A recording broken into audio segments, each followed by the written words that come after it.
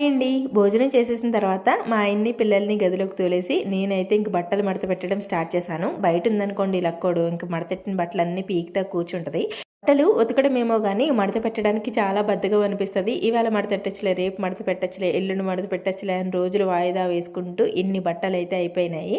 ఇంకా హాల్లో వేసేసి బట్టలన్నీ ఒక పట్టు పట్టేశాను. అన్నీ మడత పెట్టి ఎక్కడొక్కడ సర్దుకునేటప్పటికి 3:30 అయిందనమాట. ఇంకా మా వాడు ఏదైనా స్నాక్స్ చేయమ్మా అని అడిగాడు. అందుకని చెప్పి వాడికి ఇష్టమైన మిల్ మేకర్ మంచూరియా అయితే చేశానమాట. మొన్న ఒకసారి బయట తిన్నామండి. 40 రూపాయలు ఇచ్చుకున్నాడు. కరెక్ట్గా 10 పీసులు 12 పీసులు ఉన్నాయేమో అంతే. అది గోబీ మంచూరియా.